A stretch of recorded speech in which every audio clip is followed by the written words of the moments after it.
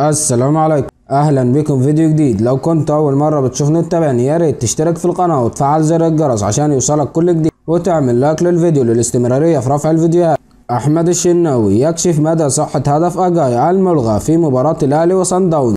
كشف احمد الشناوي الحكم الدولي السابق مدى صحه هدف الاهلي الملغى الذي سجله النيجيري جونيور اجاي امام صن داونز الجنوب افريقي في المباراه التي قيمت اليوم السبت. وكان الحكم الجنبي بكاري جسامة الذي أدار مباراة الأهلي وصن داونز في إياب ربع نهائي البطولة الأفريقية قد ألغى هدفا للأحمر منذ بداية الشوط الثاني. وقال الشناوي خلال مداخلة هاتفية لإذاعة أون سبورت: هدف أجاي صحيح بنسبة 100% ولا يوجد به شبه للتسلل.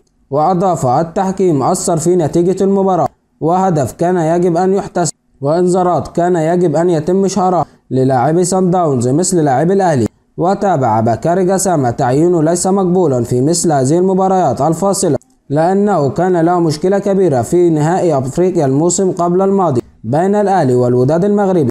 وأكمل: عصبية لاعبة الأهلي أثرت على الأداء رغم أنهم لديهم الخبرات الكافية، ولا يوجد ركلات جزاء للأحمر في مباراة اليوم. وتم الوقت الضائع في الشوط الأول كان قليلا جدا، وفي الثاني كان يحتاج أكثر من 4 دقائق. جدير بالذكر أن الأهلي ودع بطولة دوري أبطال أفريقيا بعد الخسارة من صن داونز ب5 أهداف مقابل هدف في مجموع مباراتي الذهاب والإياب.